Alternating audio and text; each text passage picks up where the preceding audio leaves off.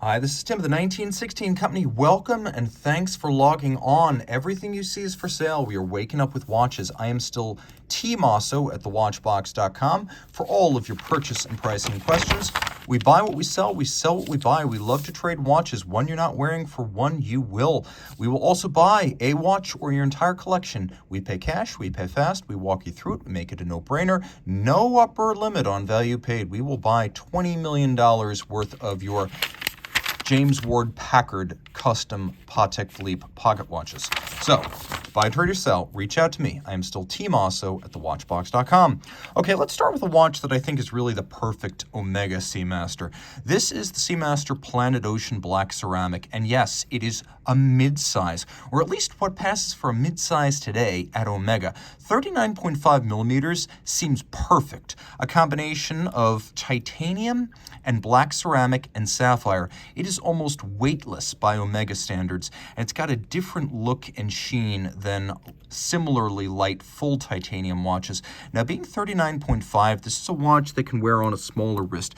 I mostly don't even think about the Planet Ocean series, since they're all huge and monstrously thick. And you can see this one on my wrist, it actually fits really well. It's not too broad. I'm pulling the strap fairly tight, and yet the lugs are nowhere near the edge of my wrist. You can see it's reasonably slim for what it is, a dive watch and a 600 meter. No compromises there. You can see the dial with ZR. Let's take a look right there so you can see the ZR02 chemical formula of ceramic, which is what that dial is made of. All applique indices and logo. We have a black date disc, white on black print, good taste Omega, tri-Arabic numerals, a bezel that is both titanium and a ceramic insert. Take a look at the crosshatch pattern and the contrasting stitch on the rubber strap. Delectable. Helium escape valve, there for you saturation divers, a conversation piece for everyone else. Let's do a quick loom shot here. Now, the watch does have a full clasp, which you can see actually has a ceramic exterior. So the part that's going to contact your desk, keyboard, that is ceramic to resist scratches. Now, this is where a lot of companies would just get cheap, cut corners, and give you DLC titanium or steel. Not Omega, because they have the ability to make that component durably in ceramic. All right, full loom shot. Check it out, guys. Differential loom for the bezel pearl and the minute hand, so you can quickly tell them apart relative to each other and read this watch in the dark or in the depths. You've also got a loom seconds hand, which should be elementary on dive watches, but for some reason, there are a lot of dive watches that don't want you to know whether they're running in the dark. Now, around back, it's 8,800, so it's the same movement you get in a Seamaster Diver 300 meter, coaxial, basically amagnetic, chronometer certified with a 55-hour power reserve. It's got stop seconds and a quick set. It is very shock tolerant. Actually, let me grab my calipers just so I can demonstrate to you how reasonably sized this is. Now, whereas a lot of other Planet Oceans are 16, 17, 18, even 20 millimeters thick, you can see this one's actually quite reasonable at 14.6. That's quite wearable. That's something you could actually wear on a normal human wrist with a normal human cuff. And from lug to lug, easy, under 45 millimeters, super narrow across the wrist, and because it is black ceramic, almost completely indelible, impervious to scratches, scuffs, and marks of age. This is basically an ageless watch. Now, jumping from one option to another in the sports class, we're going way up market, back to 2022. We finally get a series production Laurent Ferrier sports watch. 41.5 millimeters by 13 thick, grade 5 titanium. This is the Sport Auto. Following up the Grand Sport Tourbillon that had come out in 2019, this is one you can actually afford to buy. Now, there are some marks here. This watch is all factory material, and we are not going to refinish this or grind it down. And that is probably the way I would wear mine, knowing that this is a sports watch. Having a few marks means you can immediately wear it with full abandon. The finishing's outstanding. As you can see, breaks between satin and polish. That is one of the qualities I love about grade 5. And then we've got this unbranded onion-style crown to tie it to the rest of the Laurent Ferrier line. The dial has a nice crosshair layout with a matte blue, a slightly granular base, and then all applique indices with hands to match. We'll take a quick look. This is the Sport Auto. There's no shortage of loom. Pop it open, flip it over. We have a lot of what we love about Laurent Ferrier watchmaking. Now, this is not as technically elaborate as something like the FBN 229, but the movement we've got right here is a 3-day automatic with micro rotor, free sprung, 6-position adjusted, which is always a feather in the cap of a movement, as that goes one step beyond a chronometer. Taking a look, we don't have quite the same degree of complexity in the structure of the bridges, but we do get some satisfying interior angles here over the center wheel, and then here adjacent. Really nice interior creases with beveling that's as broad and beautiful as anything you'll find on a double hairspring tourbillon or the classic micro rotor. The steel bridge for the rotor has been completely black polished. If you look very carefully, there's actually micro text on the rotor itself. This is beautiful. This is actually better than Laurent Ferrier's Continuum and C Sports watches in terms of finish and execution. And because this is 120 meters water resistant, this is one you can actually swim with without care, use with abandon, and enjoy as a sports watch. Whereas the push-down crown and 50-meter rating on the Romain Gaultier leaves me with reservations about actually using it in the water. Easy watch to wear, again, with a sloped case flank and a 13-millimeter thickness. It fits fairly easily underneath the cuff, and it's a wonderful looking watch that really nails the integrated bracelet aesthetic while still being very much a Laurent Ferrier. You're not going to mistake this for a Chopard Alpine Eagle, a Vacheron Overseas, or something like a Lange Odysseus. This is very much a French Swiss watch, and proud of it. And actually, so is this, but it's also Belgian. This is the Ressence Type 8, and this is a model that came out in 2022 as a point of entry to the brand. Now, it's got this wonderful sort of lenticular case. It's about 44.5 millimeters from lug to lug, and then they claim 42.9 millimeters across. I actually measured 43.3, but it doesn't really matter because it's 11 millimeters thick, made of sapphire and titanium, and incredibly light on the wrist. The dial, which you can see is convex, is also made of titanium, albeit blued. It's basically a lugless watch, and it wears a lot like my old JLC E877 Snowdrop Memovox from the 70s. It's got a very 70s vibe to it, and you can see, unlike a lot of other Ressence watches, this one is quite slim. The lugs, well, they're really not there. It's a lugless case, and the pivot points are underslung far inboard of the edge of the case, so the pivot centers are close together. Ergonomically, this is really easy to live with. Now, you have the ability to wind and set the case from the reverse. This is how it works when you have a crown-free watch. Turn slowly. As we used to say in the Navy, that's good gouge. It is a regulator dial with separate hours and separate minutes. And then what you're looking at right here, this is actually a watch that has a great deal of lume. I'm going to demonstrate that to you now.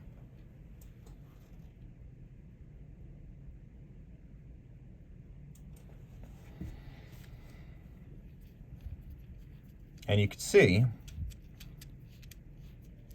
it's a little bit of a quirk fest as the hour turns over when the minute hand reaches 6 o'clock.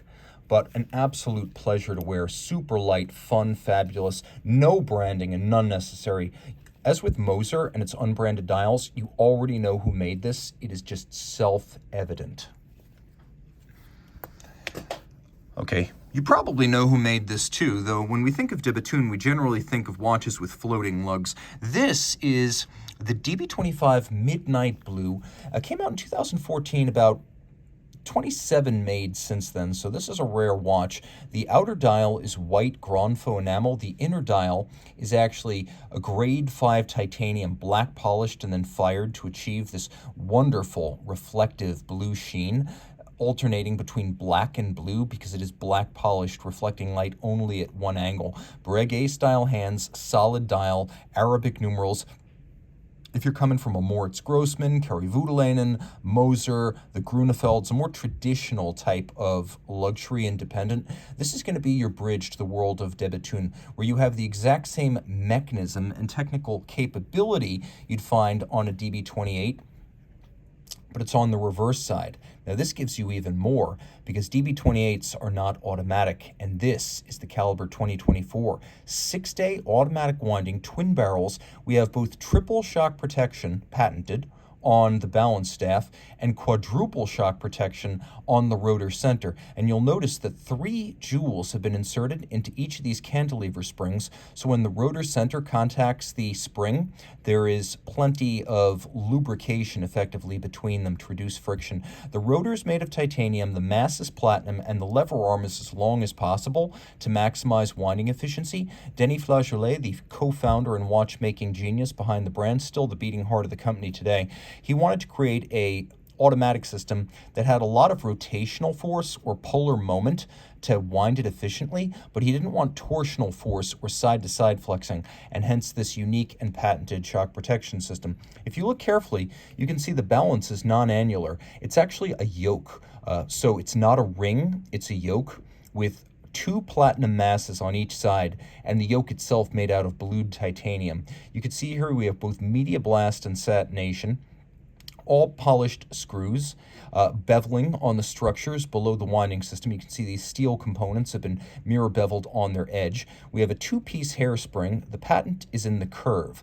It has been clipped from a supplied hairspring, each part independently shaped by hand, and then clamped back together so it's flat and shock resistant like a flat hairspring and thin like a flat hairspring, but it breathes concentrically with even timing in any position, just like an overcoil. So we have rose gold, black polished titanium, vitreous enamel, a automatic winding 6-day movement protected by many patents, and you can see how flat this watch is at just over 10 millimeters, super sleek and classical. Now I do recommend it for a wrist my size or larger. So this is a large watch, but the good news is if you're seeking a de Bethune option that has all of these qualities with even greater rarity, I have another very special DB25 to show you. So this is the DB25 Moon Phase Starry Sky. 40 millimeters in diameter, long since discontinued. We have set blue sapphires and diamonds on a spherical moon phase, and then we have constellations. You have a combination of small distant stars. Those are actually white gold dowels inserted into the dial, and then the stars of the constellation, we've got Orion here. Those are brilliant diamonds. We also have diamond hour indices, fired blue titanium modified Breguet hands. Note that each one features a globe of titanium internally.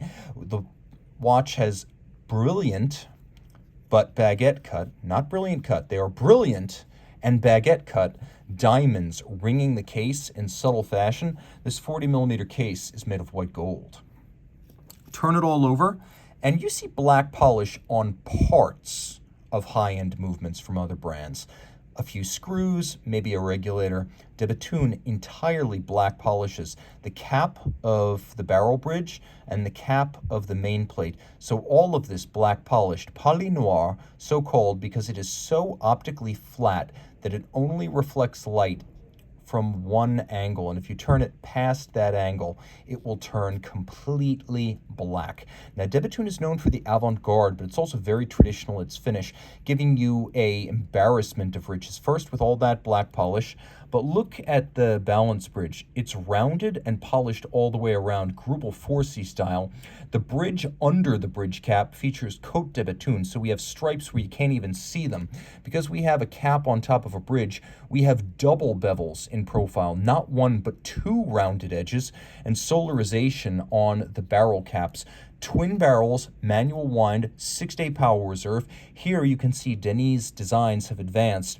This is the 2010 patent balance. If you're wondering, Denis Flageolet has patented 10 balances, the most recent in 2016, trying to optimize the mass in the rim, reduce the susceptibility to temperature-induced timing deviation, and reduce the effects of aerodynamic drag on timing. So here we have a full silicon disc with a white gold seamless rim. We have that hairspring again. You can just see the company's proprietary silicon escape wheel, which reduces friction and maintenance requirements. We have those 1, 2, 3 shock protection springs, triple parachute on the balance, which is good for both durability but also for chronometry. And let's take a quick look here, just get that out of the way. This moon phase will not need to be reset until the year, well, add 122 from every year you set it. And you can see it is fully spherical with a quick set action. You can really impress your friends here. So, throw it on the wrist. Absolutely brilliant on every level. Bethune fires titanium to turn it blue, and you can see here it has also been mirror polished or black polished to create that same lustrous and shifting effect as the light runs over its surface. Absolutely divine, easy to wear under a cuff, and all told, a pretty subtle use of diamonds on a men's watch. Let's say you want to maximize your... Oh, by the way, one more feature you need to see is that it features an exclusive edition-specific, fully gem-set pin buckle. Let's say you want to maximize your precious metal, though. You like the blue dial, you like the white metal case, but maybe you're not into the gems. So let's go with just one gem. This, being a platinum Patek Philippe, it has a diamond between the lugs at 6 o'clock. Made for only 1 year, spanning 2 model years. This is the Patek Philippe 5070P. Perhaps 200 of these made, maybe fewer. 42 millimeters in diameter. It was the ultimate 5070. That is, it was the last of the line. A watch with a wonderful tiered pagoda-like bezel and concentric scales that disguise the disparity between this large case and the CH2770 Lemania-based movement inside. Actually, when the 5070 came out in 1998, it was a giant. A 42 millimeter dress watch in 1998 still raised eyebrows, especially from Patek Philippe, and it was a lot of ways ahead of its time because it still wears modern today, whereas a lot of other watches from that time now seem a little bit constrained and undersized. The lugs are beautiful, and you can see one of the things you always check out when you're evaluating one of these pre-owned, and that's the only way to get them these days, is to look at how well defined the lug fluting is and how well defined the edges of the bezel are. So you can see these are quite well defined. They're still quite sharp. They have excellent depth and definition, and that is really important. Now, throwing it on my wrist, you can see it's broad and saucer-like. The lugs themselves aren't all that broad. It's the case that's large. It's like a big platinum dinner plate on your wrist, but super thin and easy to cuff. I recommend it for a wrist of 15 centimeters circumference and up. Again, I'm pulling the strap kind of tight here, which exaggerates the width of the watch across the wrist. It's really quite easy to accommodate. I'm going to pull my cuff back all the way, try to give you a better shot with the down the barrel view that I consider to be definitive for watches in terms of how they fit. There you go. Now on the reverse side, we're getting towards the end of Lemania-based Patek movements. Based on the Lemania 2310, this is the 2770. So Patek makes quite a few changes. One is obvious, Geneva hallmark finish. Another, not quite so obvious. Power reserve goes from 48 to 60 hours in the Patek. Free sprung, 6-position adjustment, Gyromax style balance with a free sprung balance architecture. Overcoil hairspring compared to the Lemania's flat hairspring. 24 pivot jewels, beautifully decorated, capped column wheel, lateral clutch actuation with exemplary column wheel feel.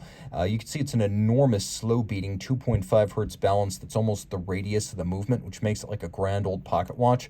As the Omega 321, this same Bausch went to the moon, so it has great history behind it. Not all of that history Patek's. This is the ultimate 5070. Unless you get your hands on one of the Saatchi Gallery limited editions from 2015, this is really as good as it gets with the 5070. So we go from a watch that is fairly complicated to a watch that is elemental.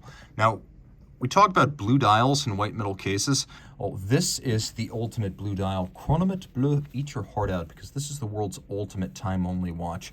Launched back in 2018, this is the Lange und Söhne Saxonia thin copper blue. The dial is a plate of sterling silver on which vitreous enamel, I'm sorry, I could get that little finger smudge there, but vitreous enamel has been applied to that solid silver base, and it is basically a sort of aventurine glass, so a dark but translucent blue with mineral deposits giving it that wonderful cosmos-like twinkling. Feels like you're looking up into the night sky. Vaulted logos, simple stick indices, alpha hands at center. The case 39 millimeters in diameter by only 6.4 thick. It really does live up to its billing as a thin Saxonia. On the reverse side, 3 days of power reserve is pretty generous, but this is a rare Lange that you really do feel like you want to wear dial up. In my opinion, this is the best two-hand watch in the world, and I'll say this, it's now got a retail at $29,000. We're selling it for thousands below list, which means it's also one of the best secrets in pre-owned dress watches. I love the solarization on the crown wheel and the ratchet wheel, and you can see the click and the click spring adjacent. Those are black polished. I can't really get closer enough to show this well, but you can see a little bit of gleam on the edges of the teeth of those two wheels. Those teeth are micro beveled, which is deeply impressive on steel components that small. We have Streifen, as I'm advised they are called in Germany. Not Geneva waves or Côte de Genève, but stripes. And you can see they have a wonderful gradiated textured, luminous, three-dimensional quality. Pivot jewels, golden chaton cups, a nod to the pocket watch era, as is the three-quarter style bridge, a nod to the era of pocket watchmaking in the town of Glashütte, state of Saxony, East Germany, where watchmaking was founded in earnest by F.A. Lange in 1845, and this brand refounded by Walter Lange, the last watchmaking scion of the Lange family, in 1990. You can see black polished cap for the escape wheel, swan's neck fine adjustment. Beveling is rare here, but well done where it exists. And then engine turning on the base plate and freehand engraving on the balance cock. This is just as good as it gets. But guys, this is how you wear it. Great for small wrists, unisex appropriate. It's for him, it's for her, and frankly, it's for me. You can see a sort of cobalt blue gloss, bonded, not stitched alligator leather strap, and super flat flush, fitting easily, even on a very small wrist. This is just a dream come true, proving that Lange is not just about casebacks. That said, it's got some competition for the most elaborate Lange dial you will see today.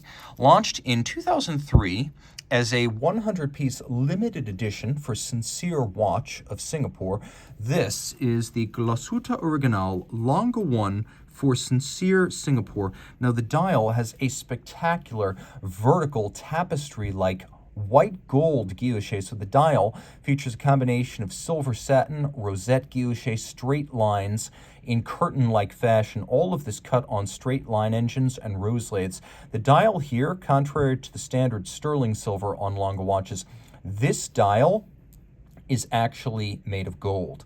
The case is made of platinum. We'll wind this up and get it going, but the watch is a weighty thing. It's tangibly heavier than a standard Lange, even in platinum.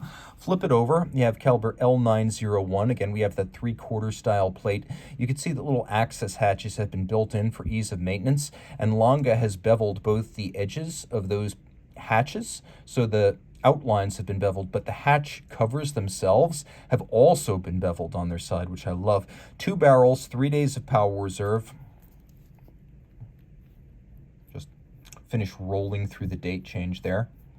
There is a hacking seconds function, power reserve indicator on the dial side.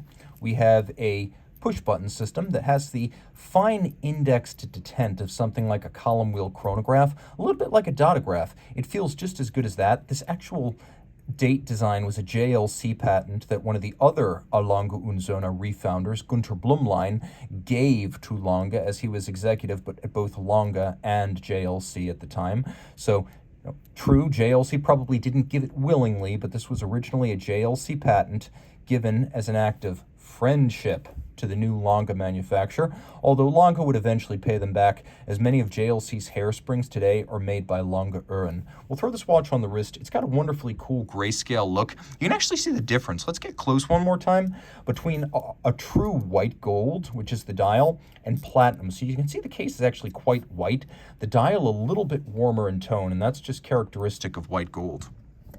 Okay, on the wrist, this is a 38.5 millimeter watch. It wears really nice. It's flat, it's pretty narrow across the wrist, so you're gonna find it's agreeable, even on a smaller wrist. Very comfortable. A woman could wear this. I don't think you need to go 36.8 millimeters with the little Lange. I think this is quite viable, especially if you're comfortable with a larger looking watch.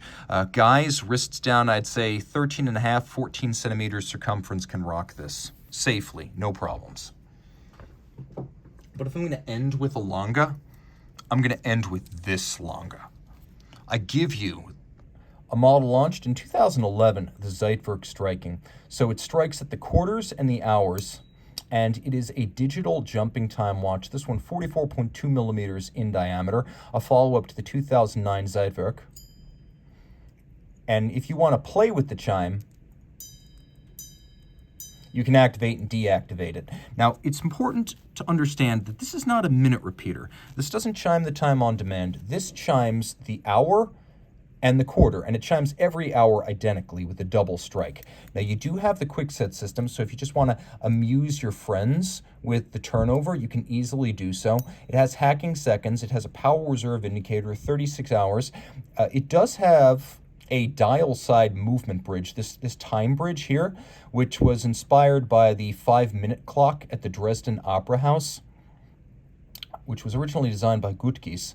This actually does look just like the clock, but for example, that right there is the center pivot of these two discs. So this is actually part of the movement. Flip it all over. This is a variation on the Zeitwerk's L043. This is the .2 model. Maltese cross stopworks. That actually prevents you from overwinding it, and then it also will stop at the tail end.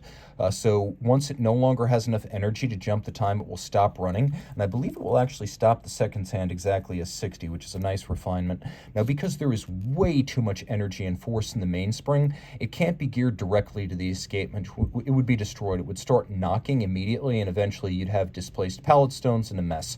Also, because of the fluctuation due to the jump, you would have these surges and then troughs of amplitude. So what Lange does is it creates a very complex remontoir system. You can see there are two third wheels here with a blued hairspring between them. Then you have this locking lever, and so once a minute, enough energy to run the escapement for 1 minute is released. So enough energy to jump the minutes and run the escapement for 1 minute. This way, this supercharged barrel and all of its power never overdrives the balance. And you can see it's a free-sprung balance with an overcoil and a 5-position adjustment, so it's a very sophisticated timekeeper. So you've got constant force for the 36 hours that the watch is running, and then a stop works. Again, German silver bridges and plates. Actually, if you look at this little clear sapphire right here, this is actually the fourth wheel right there, so that's what underpins the seconds hand. So that's how that works. That's a little symbolic note that this is what's driving the seconds.